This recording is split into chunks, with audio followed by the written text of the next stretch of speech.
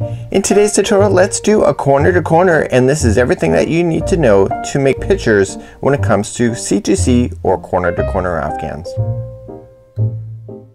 Welcome back to the Crochet Crowd. I'm your host Mikey. Today we're going to work on the corner to corner concept of making pictures inside your corner to corner. This picture is a teddy bear and was done by repeat crafter me, Sarah, and Sarah has agreed to let me use her pattern in order for a launching pad in order to teach you. So today's tutorial is all about how to do this concept right from start to finish, everything that you need to know, and let's get started and let's start reviewing. So in today's tutorial we're going to do a quick introduction, and then we're going to learn how to read the corner to corner graphs. Then we're going to learn how to make the graphs. We're going to learn about bobbins, and we're going to learn about changing colors, and then we're just going to do a small little sample with you to make sure that you understand the concept. So let's move on first to a quick introduction and let's begin.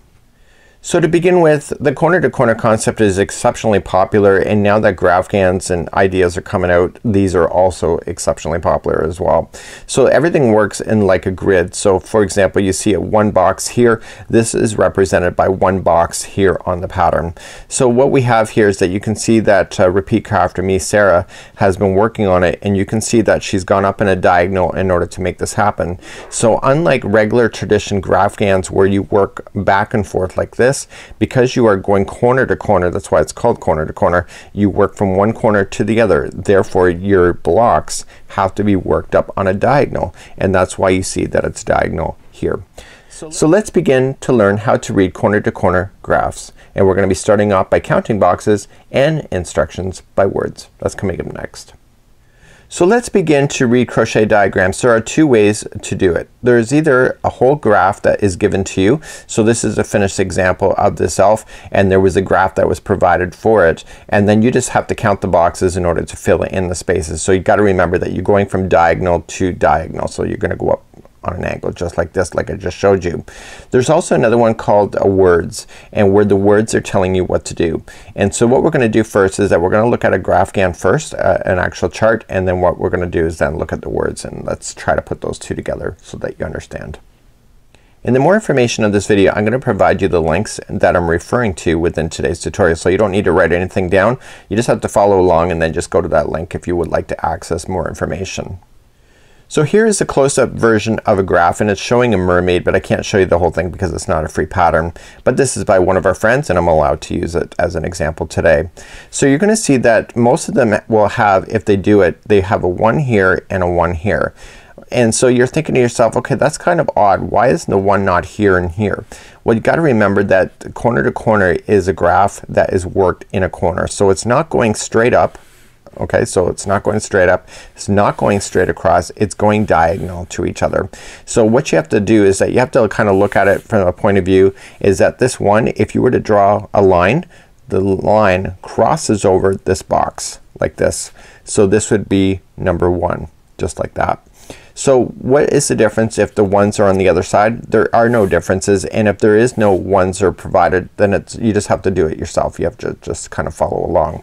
So what I like to do is that I like to put arrows when I go to do that. So for example, if I was going to start and I would say, okay, I moved in this direction, I will put an arrow in the box that I moved in this direction. When I'm ready for the next box, which is the next row, what I just do is that you just follow up and you go the other way up just like this, and what I'll do is I will put an arrow stating that I went that way. And the way why I'm doing that is that if this picture, for example, is a letter, you don't want to get confused on which direction that you're going, just in case you ever put down this project and you don't remember where exactly you are. This gives you a good indication of where you are. So when you go to do the next one, so number 3, so row number 3, again it's diagonal to each other, and it comes down and matches the number 3. So essentially what you're doing here is that you're working yourself across in a diagonal format. So in this one here I stated I was going this way, and the 2 was going down, and this one was going up. It doesn't matter on where you start. Okay, so you can either go down or up in this format as long as that you're consistent. So it makes it quite easy to be able to follow. So when you're doing this and there's no words provided to you, you just have to count the number of boxes. So for example, let's say we're doing row number 4. So you would say, okay, we came back this way, so we're going to go this way up to number 4. And so you're gonna just count. So 1, 2, 3, and 4. So there's 4 boxes here on row number 4, 3 boxes here, and then you just continue to go. So number 5, you just draw a line down if you want to. If you don't want to draw any lines, it doesn't matter, and I will say that I went that way. So there's 1, 2, 3, 4, and 5, and then you continue to go up. So you're just gonna work your way until you start hitting the special boxes just like you see here, and this is when the game plan changes. Let me share a little bit about that with you. So a second ago I just left you here and I went and finished that. I have these lines, and now what's gonna happen now in row number 8 is when the game plan changes. It's when we start changing colors. So for example, this time when we go up to number 8, only one box will be this color, the next box will be this color, and then the next box will be the red here, and then it will continue to go all the way up as we go. So this is when the game plan changes, is that when you need to start really counting your boxes. So what you can just do then is that you say one box is this color, this box is this color, and continue. And so if we come back on row number 9, you're gonna come back down, and then all of a sudden you will see that you have this color now, this color, that is gonna be 2 boxes in a row, and then one of this. So if you just carry it along just like this, so you can see that you ended up with 2 colors here crossing over. So I'm gonna say I went that way, and so, and what I mean by crossing over is that you mean that you have 2 of the same color and then it's back blue again. So when we go back up then for row number 10 is that you draw an arrow back up, and again that's completely optional. And when you came back up you had 2 blues, so 1 and 2. You had 1 white, which is the new color, you had 1 pink, 1 red, and then the rest of it was blue, just like this. And you might want to put arrows anywhere else in the pattern in order for it to make sense to you. So this gives you a really good indication on how many times you need to change colors. So when you're doing these kind of Graphghans, you don't want to do anything too complex where the pattern appears really complex. So as soon as you get a lot of detail, it's gonna be a lot more strands to change and a lot more things that you need to do. So there's other ways of doing this, and it's called words, and let me show you a little bit about that, because that is the way to go if you're ever gonna do one of these. Okay, so let's take a look, and this is called words, and this format here is a lot better than counting it yourself, I have to say. So if you're ever gonna have an option to follow something, go this method than doing this method. This is a lot easier to follow. So what I did here is that when I went down, I actually am in the wrong direction if I was to follow the words. Either way it doesn't matter. Okay, so that's the nice thing about this. So the words are gonna give you what is up and what is down. So some people provide up or down, some people don't provide that information, and we will cover that. So let's say for example we say row number 1 here it was 1 block, which was B1. Okay, so it's telling you how many blocks the entire row was. So you can see that 1 here was just 1 block, so it says 1 block, and B is the color and 1 is the number of blocks. So there's only 1 block. So that's why it's being very detailed like that. Okay, so it says that this was going in the up motion. So let's just say it was going in the up motion, and then in row number 2 we're now gonna go in the down motion, and it says that it's 2 blocks, which it is, and then there will be B2. So color is B, and that there's 2 blocks using color B, and that's going down. So row number 3 is going up. Okay, so it's going up. So they always have to go up or down. Okay, they can never go down down or up up. They have to be alternating each other. So row number 3. So it says we're going in the up motion, and there's 3 blocks, and it's B3. So you can see that it's the same. So B is the color, so there's 3 blocks. So 1, 2, 3, and etc. So what happens when you get to row number 8? That's when the game plan changes slightly. So row number 8, it says that we are gonna go in the down formation. Okay, so what's gonna happen here is that we go down, and that there's 8 blocks wide all the way, and that's gonna be saying B5. Okay, so you got B5. So coming down in the down direction from number 8 is that you got 1, 2, 3, 4, and 5. And look at that, the next one is another color. So then it says P1, which is a color, is only for 1 block, just like this. Okay, just like that, sorry, right there. And then the next one is K1, which is another color, which is for 1 block, and then it finishes off with B1, which is the final here showing right there. Okay, so it's just telling you the amount of blocks that you need to do. So as it gets more and more complicated, more of these rows get filled out. So in row number 10 you got 5 blocks that are B, then 1 block P, 1 block K, 1 block white, and then 2 blocks are B. And when you look at that, that was row number 10. So when you look at it here, here's number 10 right here. So you can see all of this work, and we were going in the down motion, so we came down. So 1, 2, 3, 4, and 5, which was right, B5, and then you had 1 color of this, 1 of this, 1 of white, and then 2 just like this. So it's a really kind of an easy concept. Other people do it the same way. Let's take a look at Repeat Crafter Me and see what we have for hers.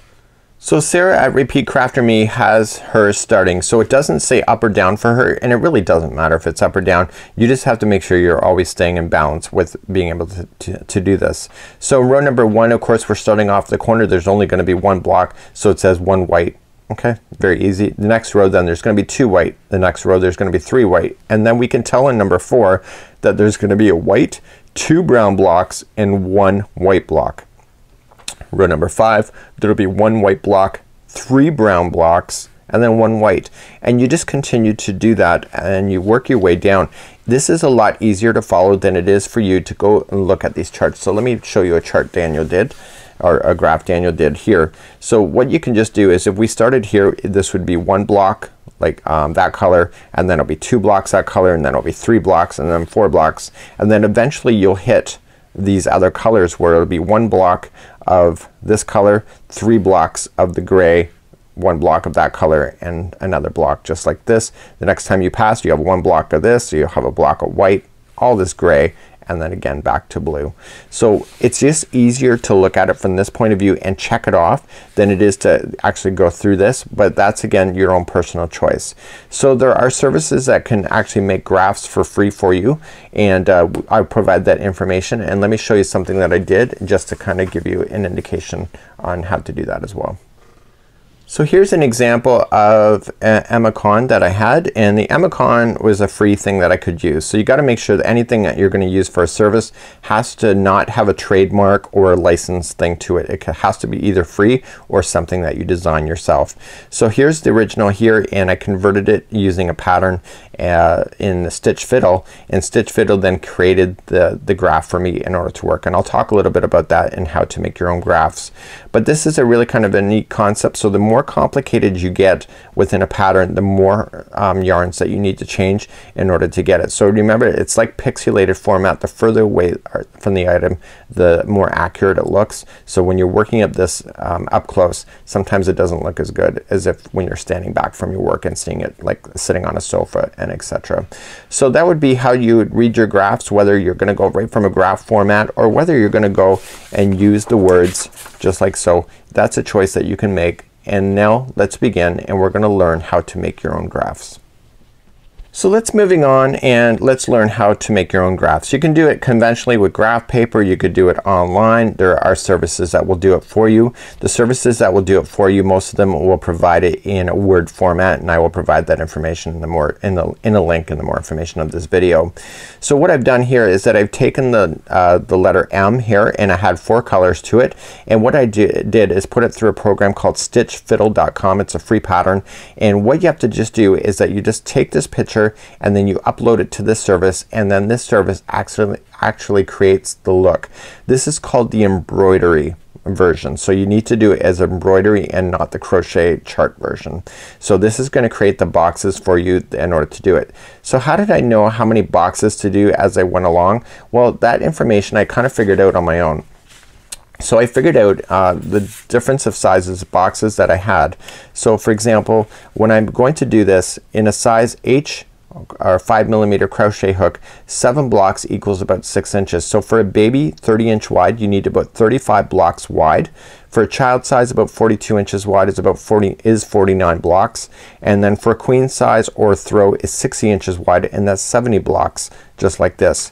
So when I go to look at this one here, is that I figured out that if I'm using a size H crochet hook and just standard everyday yarn like Bernat Super Value, that every 7th block is about 6 inches. So for example, this here will be about a 1 foot square if I was to go to do this.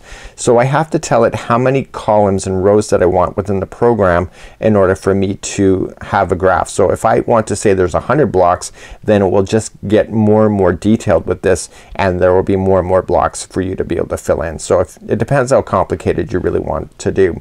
So I already showed you the Amicon that I did. Let me pull that right back up.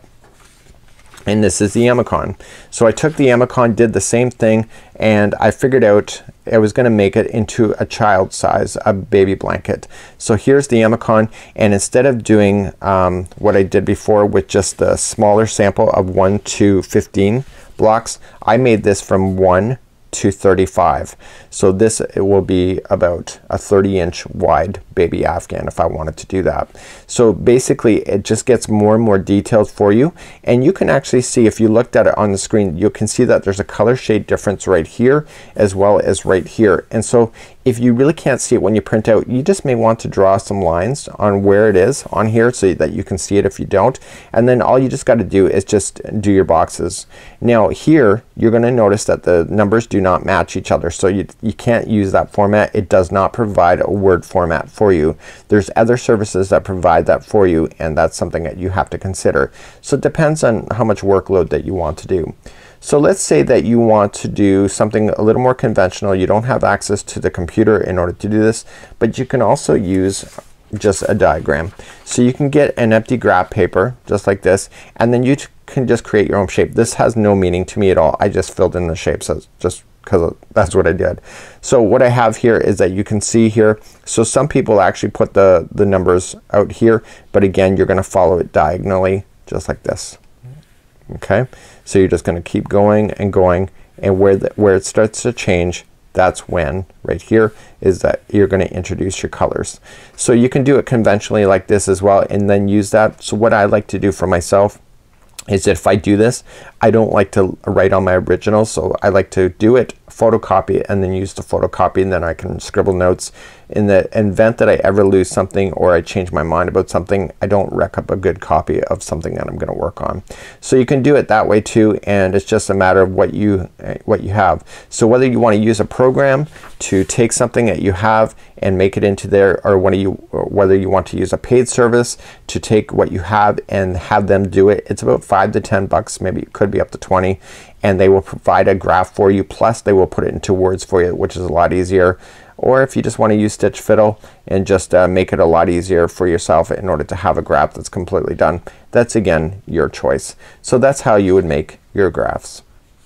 So let's review on how to do bobbins. So Sarah at Repeat Crafter Me did a whole whack of Amicons that are famous online, and you can see the further away that you get from these, the more cooler they look. It's when you're really up close. Let me take it close to the camera. It looks more and more pixelated, but the further it looks, a lot better that it is. So we have to concentrate on bobbins, and bobbins are the colors that separate each other. So for example, let's say let's pull out a different example here, and let me show you how to do a bobbin and why that makes a lot of sense. So bobbins are colors that are being used. So for example, we have the green here, and all of a sudden you see the strand of green is coming off, and then we're switching over to brown over here. So what we have to do is that we have to kind of look for things on where colors are coming in and out. So for example, say we have brown over here, you can't use the same brown over here because you have to pass all this white. So for example, right here there will be a different yarn strand leading to a different ball, and therefore this one here will be a different strand leading to another yarn ball. The green that you see up here will be a different strand than what you have here. So you have to plan ahead on how things are working out. Or you have to use a separate yarn strand. In her case, you see that there's two yarn strands right here. So this side, once this black came into play and you're going up on an angle, she was using a different strand of white here versus this one over here. So you have to look at a pattern and determine how many bobbins that you need. Sometimes you just got to think ahead, and if you're like me and you have extra yarn, it's easier to completely play with a ball of yarn versus making a smaller ball like this. So you have to consider that when you are going into working these kind of ideas on how to look at bobbins. So let's look at another example and let's determine how many bobbins that we're going to need. So here's my Amicon coming back. So let's just say we start off in the corner here. So you're gonna have a black, working black, black, black, black, black. And to about here, this is the last time that you'll see the block the black here going all the way across. So what's gonna happen from here up, you need to finish off these 3 here, just like that. But you have 3 that are left on the other side right here. So the issue is that the one bobbin here will either finish this or it'll finish that. It will not do both. So what you're gonna need is that by the time you get here, there will be a different bobbin up here to finish off this black for a time frame. So if you continue along, then you're gonna have the yellow. The yellow we know how to carry. I'm gonna show you how to do that. So you're gonna do that. So eventually the yellow is gonna run back into the black again at some point right there. So what's gonna happen is that we're going to then carry the black up, and the nice thing about it, this is one big section, so we can learn how to carry our yarn in order to do this all within one bobbin. But then the yellow separates, so the yellow is gonna take a different direction up here, and it's also gonna go in this direction over here. Okay, so you see here is that this yellow on this side cannot be the same strand that you're using on this side, and until you get back up, what's gonna happen is that the yellow doesn't really come back into play all the way across until about here. So what you're gonna notice here is that if you look at it from this point of view, is that the yellow will come up, but look, there will be a black that separates this here. So there's gonna be another bobbin from here going up right there. So what's gonna happen is that at this time you're gonna start off and there will be 2 bobbins that'll be yellow, okay, on both sides of this smiley face, okay, or if it's a scared face, and then eventually this black is gonna run into here, and in order to finish this yellow you'll have another one. So you'll have 1, 2, and 3 bobbins working at the same time before you can start going across then with all yellow again. So you just have to look for the amount of bobbins and just play with it, and what you have to really do is just really look at your pattern and see where the colors are going to divide. So let's look at another example just really quickly and let's determine that one. So here's another pattern that Daniel did here, and so what we have here is we're gonna start off in the corner, and you can see that we're gonna use the gray up until this point here. So what's gonna happen here is that the gray is going to continue up in this direction, so therefore, and it's also gonna continue in this direction right here, the base, just like that. So what's gonna happen here is that you'll need 2 bobbins because this orange is gonna get in your way, is that the gray cannot be on both sides because you're working diagonally. So the orange is then going to pick up, and I can show you how to carry this color so it's not a new strand each and every time. And then eventually as we get to the white, let's take a look at the white here. Let's just roughly go up in an angle. I might not get it right, just so you know, like that. So what's gonna happen is that you'll have the gray, you'll have white, you'll have orange, and then you'll have gray again. So therefore you'll have 4 bobbins by the time you get here. And then as you get into the black area here is that you'll have a gray, black, 2 whites, all this orange, and then back to the gray up on the top. So it's just a matter of looking at your bobbins and thinking, seeing how things are gonna work. And sometimes you can carry colors and other kinds you can't. It's all depending on your level of expertise, and sometimes it's just impossible because it just doesn't look good too. So it's good to work on individual bobbins, and hopefully, I know that was long-winded, but hopefully that makes sense to you. So let's move along and let's learn how to change colors. So let's begin the changing colors chapter. So what we're gonna learn in this one here is that we're gonna learn 4 things. We're gonna learn how to start a color, we're gonna learn how to backtrack on a color, we're gonna learn how to carry forward on a color, and we're also gonna learn how to end a color. So what I'm doing here is that I'm coming across here, and in the end of this tutorial I'm gonna show you how to start corner to corner right from scratch. But what we have here is that we're gonna change color in the next block. So if you look at it from a block point of view, the next one here, I'm gonna make it into this color here. So as you're going to finish a block, what you have to do is that you have to slip stitch, but instead of using the same color, what you want to do is drop it to the back side. See? Okay, so don't drop it forward, drop it to the back, and then grab your next color. And what I recommend is that you do not create a slip knot because you'll see it, and just create a loop and put that loop onto the hook and drag it through and through as a slip stitch, and just pull things snug. Okay, so even the blue, just pull it more snug, and let the straggler that is not leading to the yarn ball, okay, this one, let it fall down. So what I want you to do before you carry on is that you need to start the blocks as normal. So you need to chain up 3, so 1, 2, and 3, but watch this straggler here, trap it into the same yarn strand area. Okay, so you have to put in 3 double crochets, so going in, going underneath that first one, but also put that straggler there and just let it sit there and get stuck underneath the stitch work. Okay, so just underneath and get both of them. This is a way of securing that loose tail into position without a whole lot of sewing, just like that. Okay, so if this color is going up even more, what you can just do is that you can continue to hide that even one more time, even if you're maybe a little bit paranoid that it's gonna fall out. I'm like that. So I would then move up to the next block, so you slip stitch, leave this straggler down on top of it and pull through and through, and therefore it kind of runs up the other side in the back. Okay, and then just chain up 3. So 1, 2 and 3 and carry on. So the problem at this point, if there is a problem, which there is that we have to switch back to blue. And this is where the bobbins come into play, is that the blue that I left is over here. So you can't just pick up that blue and just finish it. So this is where you need a separate bobbin in order for it to be finishing off. So we have to grab another yarn. This will be from a different bobbin, and we slip stitch it, just create that loop, pull through and through like that, and then chain up 3, 1, 2 and 3, and again leaving that blue down on top so that you can get it stuck underneath that first set of stitches and put in your 3 double crochets. So I'm a kind of person that I like to finish off my work as I go. So this one here, I can just safely cut that now.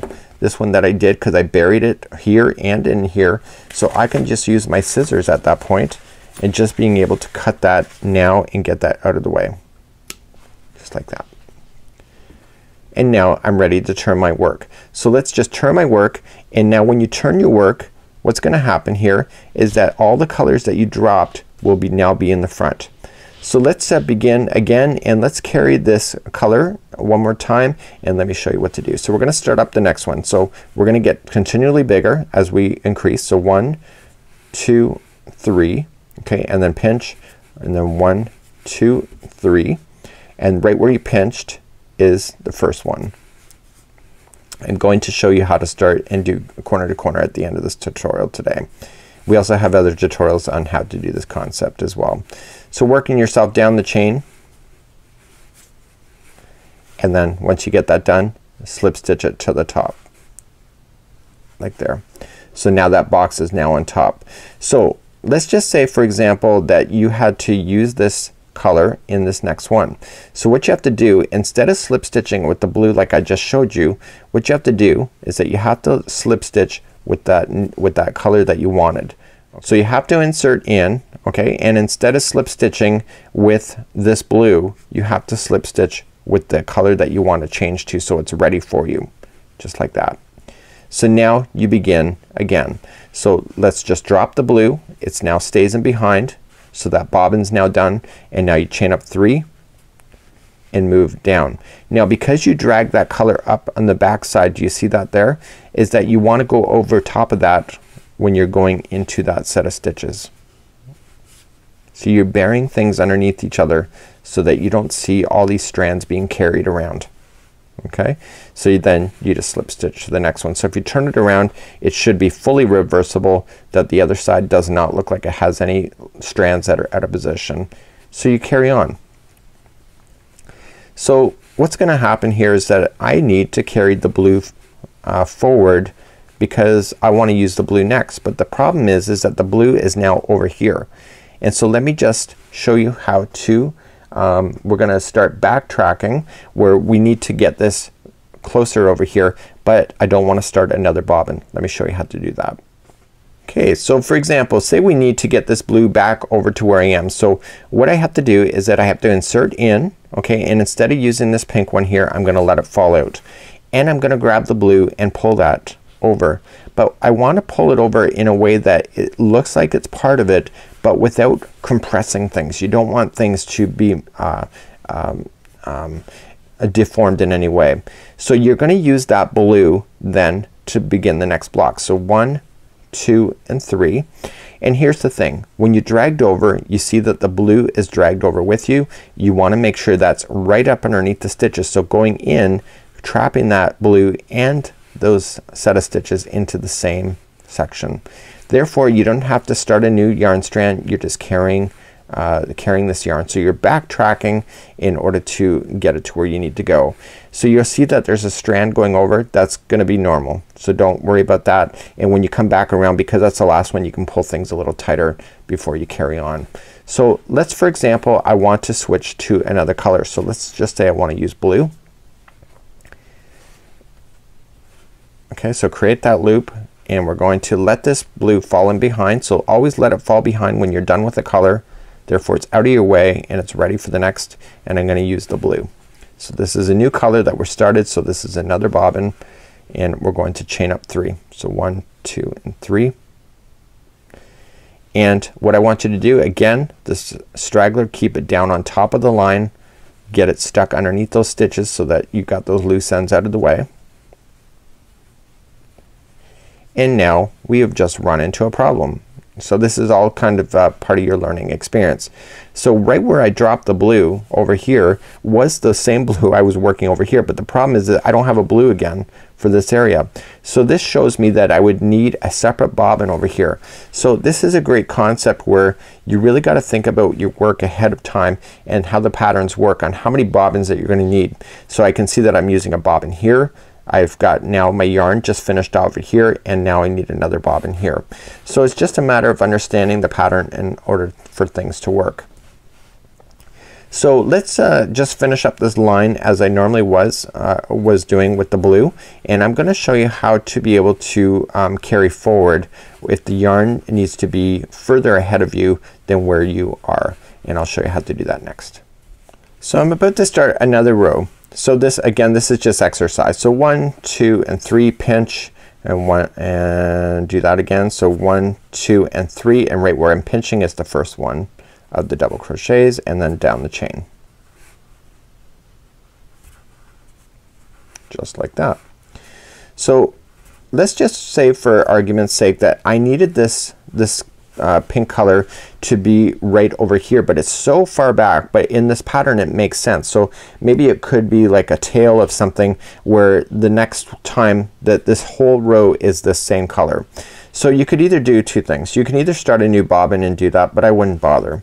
So what you want to do is that you want to slip stitch, and what you want to do is just take this strand and kind of just eye it up with a bit of tension, and just kind of seeing the flow that it's going to take by the time you get up there. So I'm just kind of measuring it out a little bit so that I can safely tuck that into position.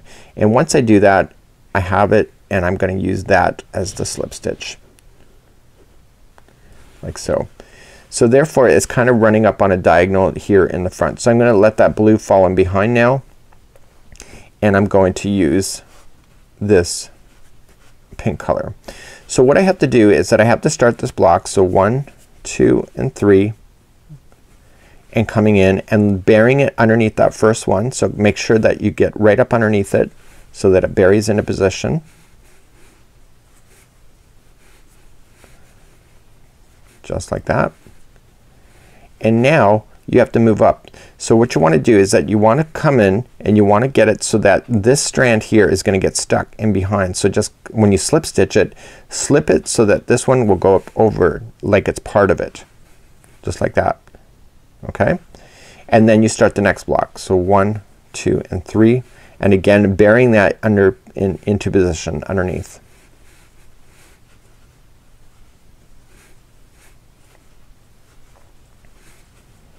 Okay, and then you got another one again. So you're going to slip stitch, make sure you get that underneath there so that you can trap it, and then 1, 2, and 3, and continue. And now you're right where you were before, and you've just carried your yarn without having to start another yarn strand, and then you just carry on as normal.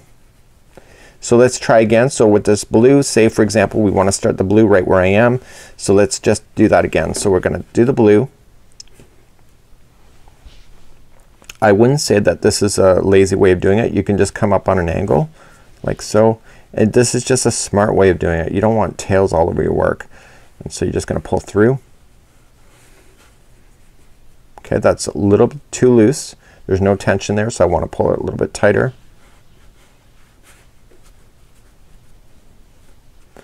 But if it's too tight, it'll buckle your work. So now you just chain up 3. Okay, that red has now fallen in behind, and then it's going to be 3 double crochets as normal right up over top of that blue.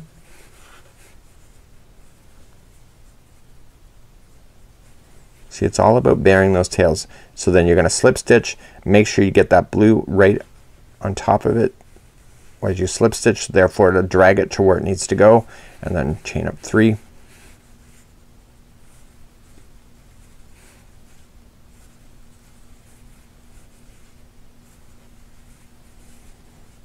Okay, and then just the last one here. So that was how to move your colors. We have to kind of like carry them forward or backward, whatever you need to do, without having to change all of that yarn strands. So you can see that you kind of went all that way, and there's no evidence of you doing that on the other side. So it makes it completely reversible. So let's review on how to end a color. So let's just say, for example, that this is done. So what we're gonna do is just trim it enough that I have enough yarn to work with in order to do a darning hook needle here. So what I want to do is just feed that into the darning needle, and what I wanted to do is glide it into the stitches 3 times. So just gliding it underneath, try not to impede the work by any way by making it malform. Okay, and this was the last time I used this color, so I want to make sure I kind of pull things a little tight. Okay, and then I want to go back in the other direction, so this will be number 2,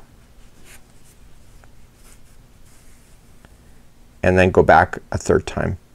That's why you don't want too many loose ends within your work, is that you have to do this every time you're finishing a color. It's the only way to get that so that it's picture perfect each and every time, and then now you can snip it and that'll never fall out of your work. So now what we have here is that this color is completely done, so you can just continue to operate now the blue, and you will not have any loose ends of this hanging out. So these are how you change colors. This is the very first one that we had started with. We can safely trim that. We did bury that as we did go, and what we can just do now is that just celebrate our accomplishments really in being able to do this. So this is how you change color from being able to start. You learned how to go backward as far as like carrying the yarns in either direction, and you learned how to go forward, and you also learned how to do the ending of a color. So let's review on how to do a small sample, and I'm only just gonna show you how to get started on these because you will probably not need an M. You'll probably do anything that you would like to do. And remember, there are free patterns available online. There's also paid patterns for Graphghan work.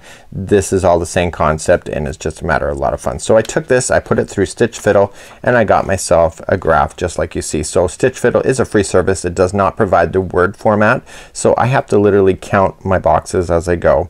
So what I've decided is that the outside here I'm gonna just make a light blue, and then I'm gonna be darker blue, and etc.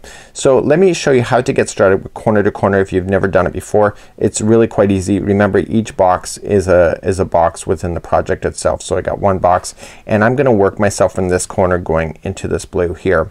So what I have to pay attention to before I get started is that I notice here that the white is gonna be breaking off. This blue is gonna get in the way, so I'm gonna need 2 background colors here for the blue in order to make all of this work, in order to do this kind of idea. So we just got to really be conscientious of that, and it just is really quite easy. So this one here, according to my instructions, is that it's 15 boxes wide by 15 boxes tall. It's a square, and again, yours can be any size depending on your Afghan that you're working on. So let's begin, and let's start on this project.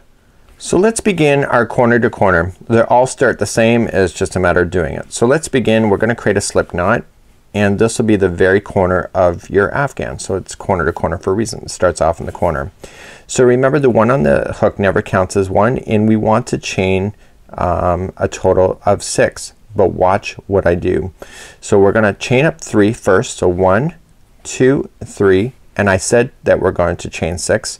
So what I want you to do is move your thumb up and pinch that 3rd one and go 4, 5, and 6. Right where I'm pinching, right here, right where I'm wiggling, that is going to be your first stitch. You're going to yarn over and you're going to double crochet into that chain for your very first one and work down the remainder of that chain for more double crochets, and there will be a total of 3 of them, just like this. So with that chaining of 3 that you had at the end of it when you did it right over here, that counts as one of them. So this is one box which equals 4 double crochets. Don't forget that. So this here is the very point of your Afghan, okay, right where that strand is, so never forget that. So let's go and look at the instructions and let's see what we're gonna do for row number 2. So using Emma's example, I'm gonna say that I went up and I did this. So what I'm gonna do now is that I'm gonna say I'm gonna go down like this, and I'm gonna put an arrow down, and it'll be the same color for 2 blocks in a row. So here on the project, let's begin to try that. So right where I left you, I want you to turn your work. Okay, so look where things are right now. Okay, match what you see on the screen. I'll hold for a second, just like you see. See this is coming down, this is here, and this is over here. So we're going to begin another box. So we're going to get bigger. So every time we're doing an increase, okay, we're always going to start off the same way. You're going to chain a 6, but watch what I do. I'm going to chain 3 first. 1, 2, and 3. Pinch, okay, and then 4, 5, and 6. Right where I'm pinching is the first one. So you're going to yarn over, and right where I'm pinching is going to be the first double crochet, and keep moving down that chain for another 2 more times so that you have 3 double crochets completely done. Okay, so 1, 2, and 3. So what you want to do with this facing down, make sure that it's facing down.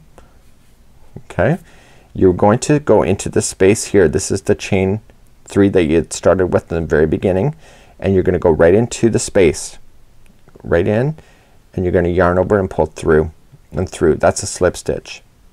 And now, did you see what happened when we did that? Okay, so it was like this, and you're going into that space and slip stitching, and it pulls that box up. So this box appears to be lying this way, and this box appears to be going straight up. So we have to do another box. So we chain up 3, 1, 2, 3, and right into that same space you want to put in 3 more double crochets,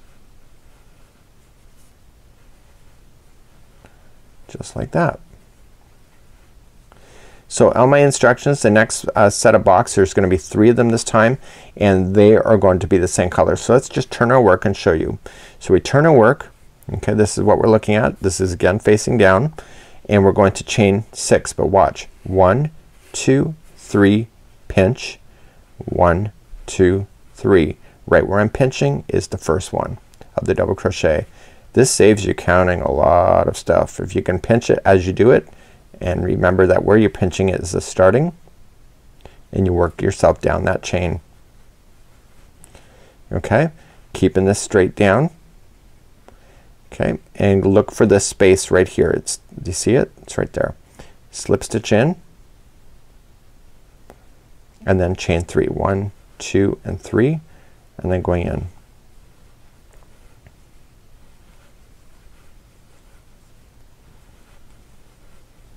Okay, that was 3 double crochet.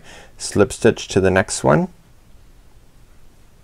and then chain 3, and then into that same space for 3 more double crochets. So in my particular example, there's 4 boxes in a row that are the same color before we get into the M. So we turn our work, chain up 6. So 1, 2, 3, pinch, and then 1, 2, 3, and right where you're pinching is the first one. So you can do rectangular corner to corners. They don't have to always be square, and that happens when one side starts decreasing and the other side continues to get bigger, like I'm showing you. So right here is the first one here, and we're just gonna continue moving down the row. So a lot of people love these Afghans because they start off real quick, and by the time you get to the middle you've kind of slowed down, but by the time you get to the halfway point where you're starting to decrease, it then gets quicker and quicker for you, and that's why people love corner to corner, because it feels like a project that starts off fast, slows down a bit, but then once you're at the halfway point it gets faster and faster. So you work yourself all the way through the rows. So it's almost like working on stairs when you're going to work on it. So you can either look at it from this perspective of going back and forth, but I always look at it from a stairway point of view. Either way works, doesn't matter.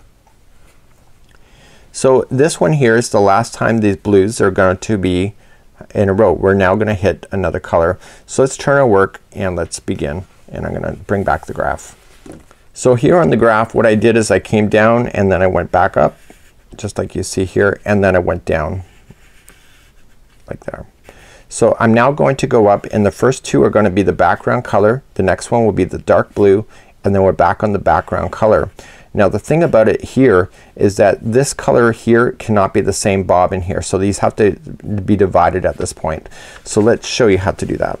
So we're gonna start up and we're going to, even though it appears that I'm working down, you just don't look at it from that perspective. It's how it appears when it's laying on a bed, I guess you can say.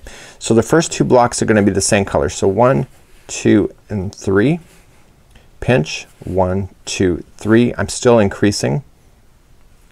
I'll show you how to do a decrease in this tutorial as well. And then you work down the chain. So just 3 of them.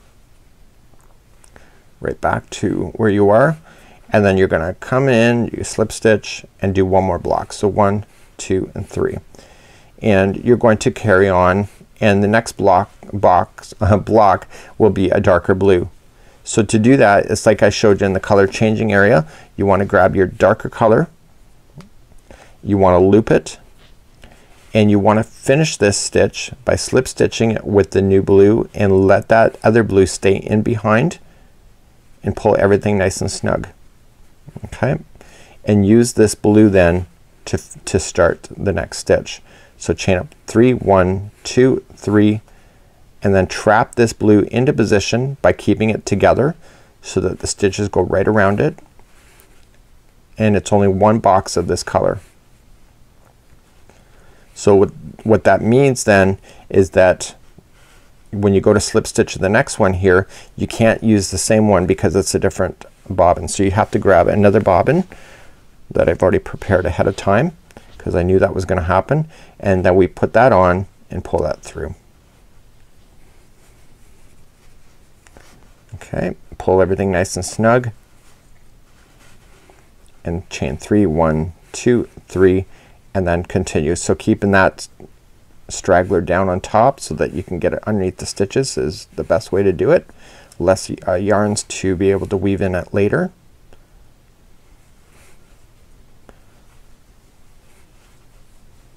Okay, and just put it in behind, and then we can finish off this row. So there's no other colors that go between this point and the edge.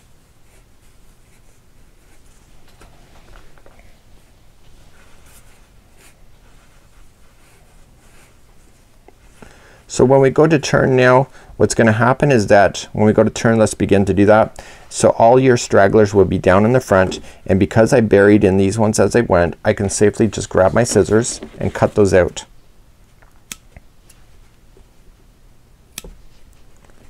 Okay, so those are out. So the only stragglers I should see are the ones leading to the yarn balls. So let's begin the first one. So now this time when we go to do this one is that we're going to have 2 of the dark blues instead. So we're gonna have 2 light blues, 2 dark blues, and 2 light blues.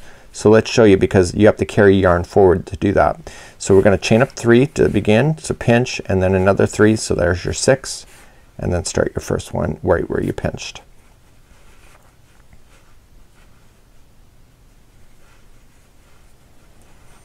Okay, and coming down, and so there's going to be 2 of the blue, of the light blue here, and then chain 3.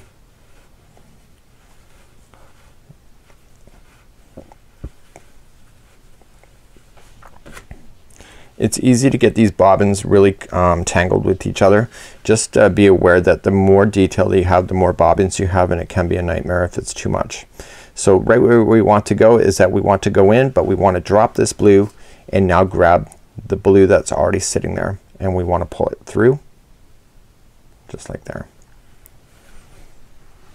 So as I showed you before is that we're going to chain up 3, 1, 2, 3, and right where you pulled that blue up, you want to get it stuck underneath the stitches so that you don't see that you carried it at all. So it's all about getting stuff underneath stitches so that you can hide things, and then slip stitch it to this one right there, and then we're gonna do one more block. So this one's just tight coming out of the ball. It's not tangled, just tight. So let's continue again. And the problem that we have here is that this blue, if I go to leave this blue right where it is right now, it's gonna be out of position. So what I want to do is carry that blue up right here, and I want to chain up 3, and watch what I do.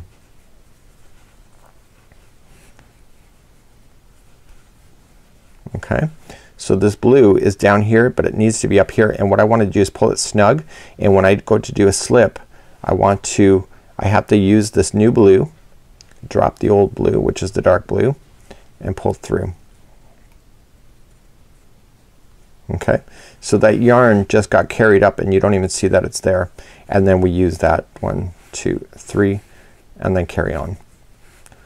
So you have to really kind of look where your yarn strands are. What is the best way to hide in the yarns? The optimal place that you want to do that, and you just have to carry on and just continue to read your patterns in order to be able to follow. So if I go to look at it from this point of view, this is where I started. I got bigger, and then you can see that it's gonna get and start to follow that M shape. So the next time I do it, what's gonna happen is that there will be a blue here, here, and here. There will be 3, and therefore then it will start carrying up. So let's learn how to decrease, and because people always ask that, and because people don't realize that they can actually do a decrease even though it's a rectangle. So I backtracked and I took out the colors because now I'm gonna show you how to do a decrease. So whether there's color there or not, it doesn't matter. The decreasing is always going to be the same. So right now it appears as we go is that it can be either a rectangle or a square. A lot of people think because it's corner to corner it always has to be a square. That's a false reality. So what happens here is that if you notice is that we've been increasing every time we started here with the chaining of 6, we get bigger, so it's going further out, and because we go over on top of this last block we get bigger in this direction. So the only way to decrease, so let me show you how to do a decrease if it was a square. So let's turn our work. So to do a square, what we have to do is that you don't chain 6 to start. You just go along the edge and you slip stitch. So just up until you get into this chain space here. And you keep doing that until you get into that chain space, and therefore this is where you start. So now you'll only chain 3. So instead of chaining a 6, you just slip stitched and then you begin. Just like this. And you just carry along now to the other side, and all you just have to do is just carry on and don't go all the way across like you had been before, because if you go all the way across like I showed you, you're gonna continue to increase.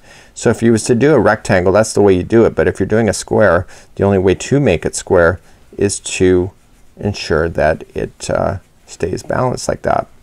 A lot of people also too is that when they get to this particular step is that they have to realize that because it's corner to corner, you have to always have it as an odd number.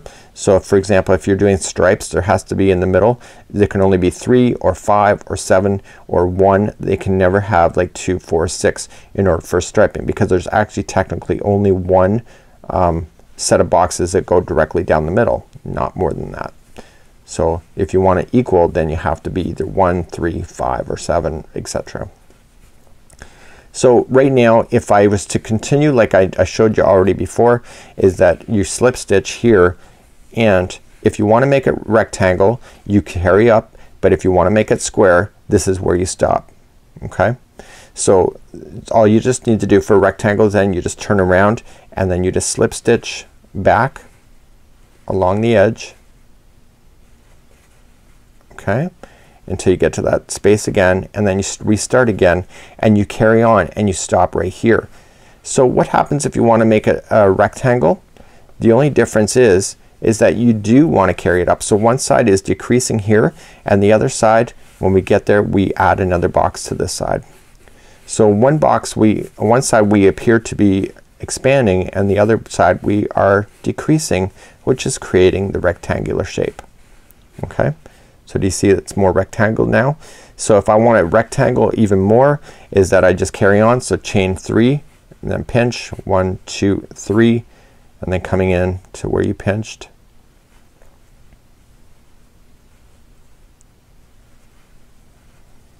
Right there. So this side has just been expanded, okay, and then you just slip stitch. See, it's gotten even wider, and then we carry on. So when you do this, when rectangles, it doesn't mean that it's gonna get quicker for you. It just means that you're maintaining but just growing up on a rectangle. And you carry along the row like you normally would have. So what you have to do is you have to watch that final edge that you're gonna run into, and I do it all the time when I do rectangles. I accidentally go one extra, but it's obvious after you do it, realizing that you'd gone extra. You can stop yourself in mid-process. It's not like something that you have to wait a few rows for you to see that you made a mistake.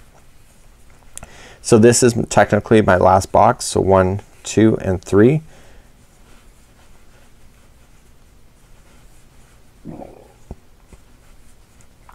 And then slip stitch it to the space. So I can't go anymore. That's it. So you can see that it's stopping on this side just like this, and it's still continuing to build this side. So once you're satisfied and the height is what you wanted, say it was a bedspread, the width is what you wanted, and now the height is what you wanted, you have to start decreasing on both sides. So when you go to start this side, for example, then you'll do the slip stitch. So instead of gaining any more stitches, okay, so 1, 2, and 3.